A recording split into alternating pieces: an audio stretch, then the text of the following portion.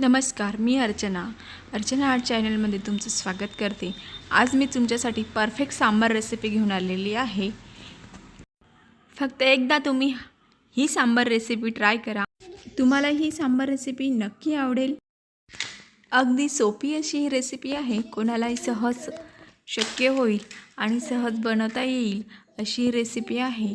ही recipe तुम्ही नक्की try करा। अगदी परफेक्ट म्हणजे परफेक्ट भाज्या, परफेक्ट फोडणी द्यायची पद्धत आणि यामुळे सर्वांना कोणालाही परफेक्ट असा हा सांबार बनवता येईल। सांबारची टेस्ट बिलकुल परफेक्ट होईल आणि हा सांबार तुम्ही भातासोबत, उत्तप्प्यासोबत, इडलीसोबत आपल्या आवडीनुसार कशासोबतही खाऊ शकता। चला तर बघूया सांबार रेसिपी बनवण्याची पद्धत। इथे मी 1 वाटी तूर डाळ मऊसूद अशी स्मूथ शिजवून घेतलेली आहे। बघा मी इथे दाखवत आहे, अगदी अशी मऊसूद आपल्याला तुरीची डाळ शिजवून घ्यायची आहे। मी इथे तुरीची डाळ घेतलेली आहे, कारण तुरीची डाळीची टेस्ट खूप छान येते। कोणी मसूरची डाळसुद्धा वापरते। आता इथे आपण फोडणीची तयारी करूया। इथे मी तेल टाकून कढई गरम करून घेतलेली आहे आणि इथे मी मोहरी टाकणार आहे। मोहरी चांगली आपल्याला तडतडू द्यायची आहे। मी नेहमीप्रमाणे सांगते, आपल्या भाजीला खमंग अशी फोडणी बसण्यासाठी मोहरी तडतडू द्यायची आहे।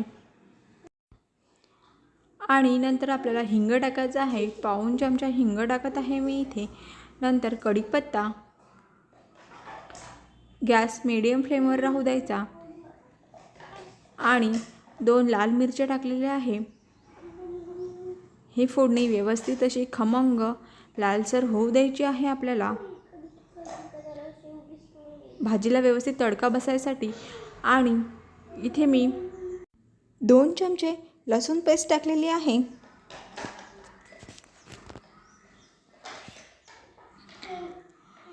लसूणसुद्धा आपल्याला व्यवस्थित लाल रंगाचं होऊ द्यायचं आहे। आणि त्यानंतर इथे आपण कांदा टाकून घेणार आहे। कांदा मी इथं बारीक कट करून घेतलेला आहे। तुम्ही लांब स्लाइस करून घेऊ शकता, तुमच्या आवडीप्रमाणे तुम्ही कट करून घेऊ शकता। मी इथे कांदा बारीक कट करून घेतलेला आहे। त्यानंतर मी इथे 2 ते 3 हिरव्या मिरच्या कट करून घेतलेल्या आहे आणि हिरवी मिरचीचे काप टाकलेले आहे। आता ही फोडणी मस्त अशी ब्राऊन होऊ द्यायची आहे आपल्याला। त्यानंतर इथे आपण यात भाज्या ॲड करून घेणार आहोत। इथे मी दुधी भोपळा आणि लाल भोपळा म्हणजेच गंगाफळाचे काप घेतलेले आहे आणि टोमॅटो घेतले आहे। सर्वप्रथम इथे मी 1 वाटी टोमॅटोचे कट करून घेतलेले काप टाकत आहे। त्यानंतर लाल भोपळा म्हणजेच गंगाफळ टाकत आहे। गंगाफळचे पण काप करून घेतलेले आहे। त्यानंतर दुधी भोपळ्याचे पण गंगाफळचे कापसारखेच एकसारखे काप करून घेतलेले आहे। अशा प्रकारे मी ह्या भाज्या मिक्स करून घेतलेल्या आहे। आणि यामध्ये आणखी एक म्हणजे शेवग्याच्या शेंगांचे 2 शेवग्याच्या शेंगांचे काप करून घेतलेले आहे। त्यांची व्यवस्थितपणे मी साल काढून घेतलेली आहे। आता आपल्याला ह्या भाज्या व्यवस्थित शिजवून घ्यायच्या आहे। त्या भाज्या शिजण्यासाठी इथे मी 1 वाटी पाणी टाकत आहे आणि व्यवस्थित मिक्स करून त्यावर 5 मिनिटासाठी झाकण ठेवणार आहे आणि मीडियम फ्लेमवर 5 मिनिट ह्या भाज्या शिजू देणार आहे। ह्या भाज्या शिजवून घेतल्यानंतर या भाज्यांची टेस्ट फोडणीमध्ये अगदी छान टेस्ट उतरते फोडणीमध्ये। इथे बघा, आपण एकदा आपल्या भाज्या चेक करून घेणार आहे व्यवस्थित शिजून झाल्या की नाही। आपल्याला ह्या भाज्या अगदी व्यवस्थितपणे शिजवून घ्यायच्या आहे, कारण त्या भाज्यांची सुद्धा चव आपल्या सांबारमध्ये उतरते। बघा इथे मी दाखवत आहे, आपल्या भाज्या व्यवस्थित शिजू झालेल्या आहे। तरी आपण 5 मिनिट आणखी ह्या भाज्या शिजवून घेणार आहे। अगदी ह्या भाज्या खूप व्यवस्थितपणे शिजवून घ्यायच्या आहे। जर योग्य आणि परफेक्ट टेस्ट आपल्याला हवी असेल तर ह्या भाज्या अगदी व्यवस्थित शिजवून घ्यायच्या आहे। इथे बघा मी परत चेक करत आहे भाज्या शिजून झाल्या आहेत की नाही। बघा इथे आता आपल्या भाज्या परफेक्ट शिजून झालेल्या आहे आता आपण पुढील प्रोसेसला सुरुवात करणार आहे। इथे आपण आता काही मसाले ॲड करून घेणार आहोत। सर्वप्रथम मी इथे पाऊण चमचा हळद टाकलेली आहे, त्यानंतर 1 मोठा चमचा धने पावडर आणि चवीनुसार हवं तेवढं लाल तिखट टाकून घ्यायचे आहे। इथे मी 1.5 ते 2 चमचे लाल तिखट टाकून घेतलेले आहे आणि त्यानंतर सांबार मसाला, एव्हरेस्टचा सांबार मसाला वापरत आहे मी इथे। 1 चमचा सांबार मसाला टाकून घेतलेला आहे आणि हे मसाले व्यवस्थित आपण मिक्स करून घ्यायचे आहे। आणि मसाले टाकल्यानंतर आपल्याला गॅसचा फ्लेम हाय ठेवायचा आहे, त्यामुळे आपली भाजीची टेस्ट आणि आपल्या भाजीवर येणारा तवंग, तेलाचा तवंग आणि आपली फोडणी खमंग बसायला हवी।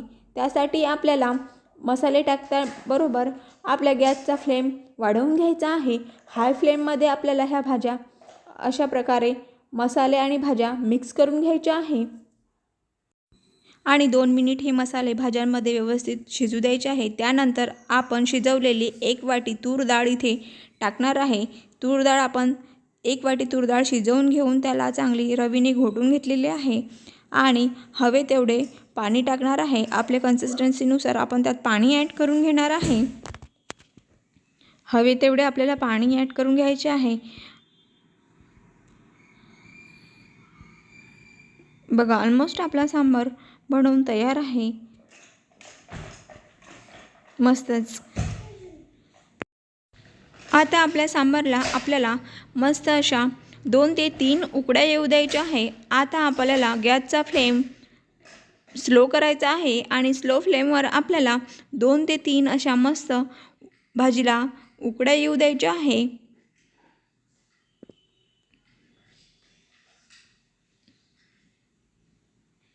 बघा, आणि यात आपल्या चवीनुसार मीठ आपल्याला ॲड करून घ्यायचे आहे। बघा, असा सांबार बनवून आपला तयार आहे। तुम्ही हा सांबार नक्की ट्राय करा आणि माझ्या चॅनलला अजून सबस्क्राईब केलेलं नसेल तर अर्चना आर्ट या माझ्या चॅनलला सबस्क्राईब करा। आणि इथे मी चिंचगुळाचा कोळ किंवा चिंचगुळाची चटणी असेल आपल्याकडे तर ते टाकून घ्यायची आहे। इथे मी चिंचगुळाची चटणी टाकलेली आहे। 2 चमचे चिंचगुळाची चटणी टाकत आहे। चिंचगुळाच्या चटणीने आपला सांबार परफेक्ट बनतो। चिंचगुळाच्या चटणीशिवाय आपला सांबार रेसिपी ही अपूर्णच आहे असे म्हटले तरी काही हरकत नाही। त्यामुळे परफेक्ट टेस्ट, परफेक्ट चव येण्यासाठी आपल्याला चिंचगुळाचा कोळ हा लागणारच। आणि आपली ही सांबार रेसिपी सांबार बनवून तयार आहे। बघा, छान अशी उकळी येऊ द्यायची आहे आपल्या सांबारला आणि शेवटी यामध्ये थोडीशी कोथिंबीर टाकून घेणार आहे। थोडा कोथिंबीर टाकून घ्यायचा आहे आणि आपला हा सांबार इडलीसोबत, भातासोबत खाण्यास तयार आहे। माझी ही रेसिपी कशी वाटली, ही रेसिपी तुम्ही नक्की ट्राय करा। माझी ही सांबार रेसिपी तुम्हाला आवडली असेल तर माझ्या चॅनलला सबस्क्राईब करायला विसरू नका आणि माझा व्हिडिओ शेवटपर्यंत बघितल्याबद्दल तुम्हा सर्वांचे खूप खूप मनापासून धन्यवाद।